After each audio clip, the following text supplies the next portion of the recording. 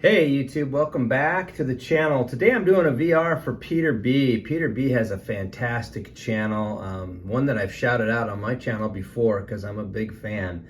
And he recently celebrated his 150th video, which is fantastic, Peter. I'm nowhere near that, so congratulations. He also, at the time he made his video, had 150 subscribers. He's now up to 180, so Peter's got great content. He does Tobacco Tuesday, Third Base Thursday. His cards are really sweet, and he's out there supporting everybody. And what he wants to do he wants to do a contest, and he wanted us to share cards from our birth year, the year we were born. And he was born in '62, and he did a really cool thing where he actually showed each position of the Red Sox starting lineup on the day he was born.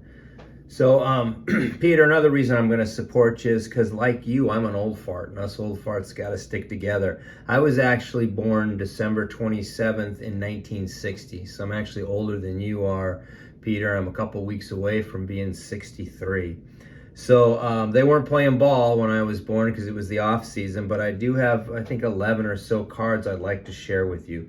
So the first two players are some journeyman players. The first one here is Ron Jackson. And Ron Jackson, really nothing too much of notoriety, but I will tell you there's probably one person that will find him interesting, and that is John P. from John P. Collects. So Ron was born in Kalamazoo, Michigan, the place where you currently reside. He went to Western Michigan, where he was a bonus baby, and then when his career ended, he opened an insurance agency in Kalamazoo, and he lived there the remainder of his life until he passed away. So lived in Kalamazoo his whole life.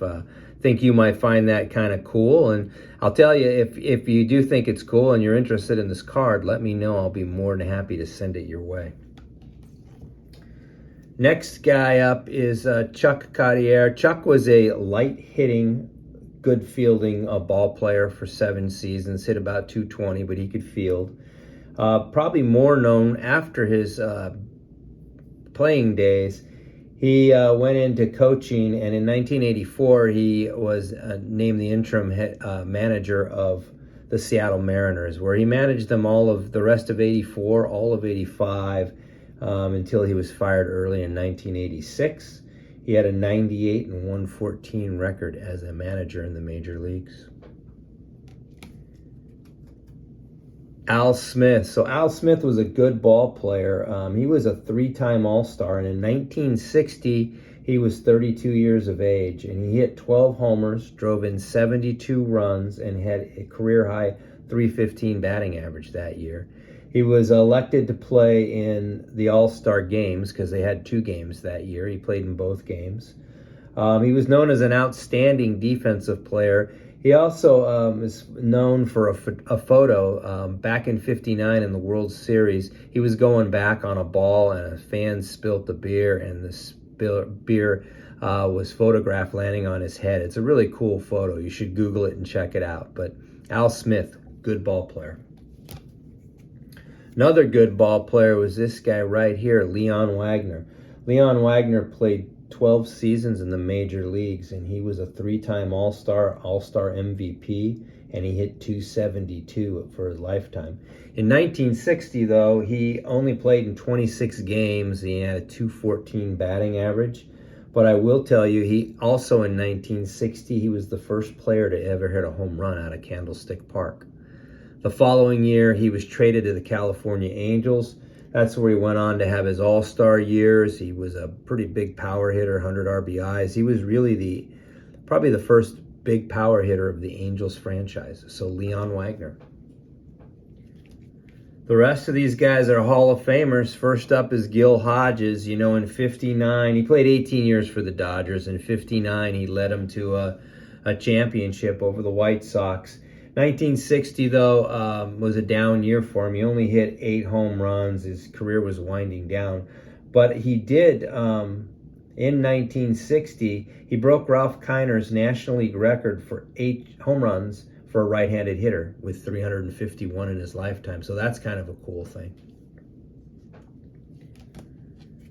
Next Hall of Famer, of course, is the great Stan the Man Musial. So in 1960, Stan was 39 years of age, but he still managed to hit 17 home runs, drive in 63, and had a 275 batting average at 39. He would play for a couple more years, but in 60 had a good year.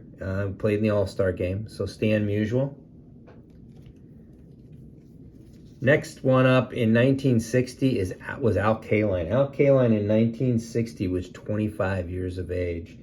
And 1960 was actually a down year for Kaline. He only hit 15 homers, drove in 68 RBIs, and he hit 278. And there were a couple of factors to that. One, he played the majority of the year with a knee that was bothering him.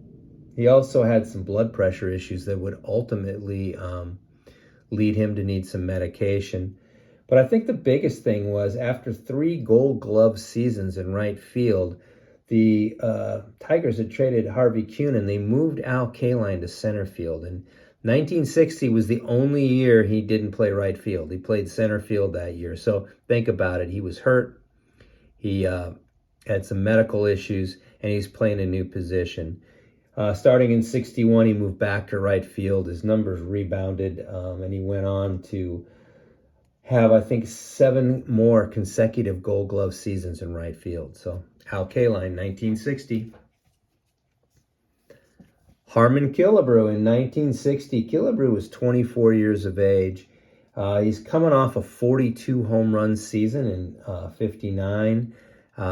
And although he had a good year in 60, he had some issues that's got him off to a slow start. In March, he had nasal surgery for some irritation. And then in May, he had a hamstring issue that caused him to miss the majority of that month. But he still ended up with a good year. He hit 31 home runs that year, drove in 80 RBIs, and he hit 276. He was not an all-star that year, but from 61 on, he became a perennial all-star, perennial 40 home run guy. Harmon Killebrew. This card's pretty cool. So this is a 1960 card of Carl Yastrzemski. So it was from the year I was born. The funny thing is, Yastrzemski didn't play the year I was born. His first full season in the majors was 61. So when you flip this over and you look at the stats on the back, they're pretty impressive, but they were minor league stats. So he hit 15 home runs, drove in 100 RBIs, and hit 377. So that was a bit of a precursor for what was to come when he finally did go to the Red Sox organization. Ed Matthews, 1960. So, for me, outside of Mike Schmidt, this might be the best third baseman I ever played the game. And in 1960, Ed was 28 years old and in the prime of his career. So he scored 108 runs that year. He hit 39 homers. He drove in 124 RBIs, and he hit 277. He also played in both of the All-Star games that year. Ed Matthews, great year for Ed. Roberto Clemente, 1960 was Clemente's coming out party, really. He was 25 years of age. He hit 16 home runs. He drove in 94 RBIs, and he hit 314.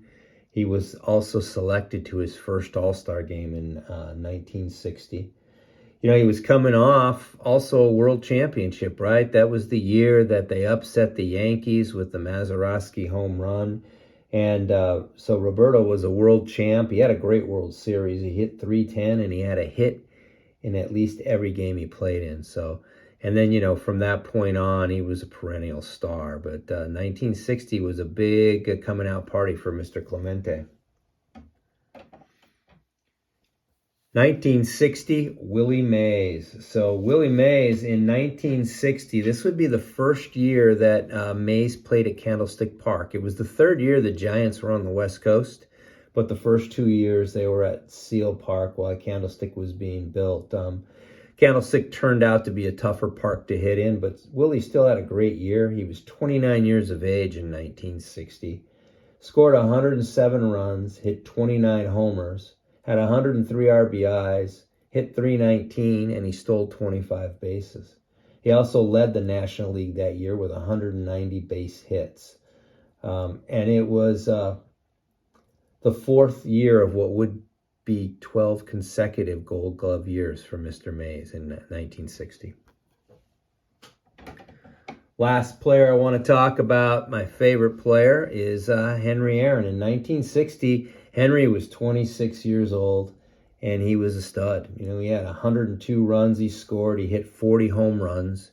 He led the National League with 126 RBIs, so he had 126. Matthews had 124. That was a pretty good team. He hit 292 that year. The 292 batting average was the only time from 55 to 65 that he wouldn't hit 300 in a season. So his batting average did take a little dip that year. And he won his third consecutive Gold Glove out in right field. So that's a big deal, right? Because Clemente was in the league back then. So it would be the last one he won, though. And the next year in 61, Clemente would win his first of 12 consecutive. But Henry had a great year in 60. We know what the rest of his career looked like. So there you have it, Peter. Those are some cards from the year I was born, 1960. Once again, if you haven't checked out Peter's channel, please do. You'll love it. You'll give it a sub because it's a great channel. This was a fun video, Peter. I wanted to say thanks to you all for taking the time to watch it. Until we talk again, stay safe and keep collecting. We'll talk to you soon.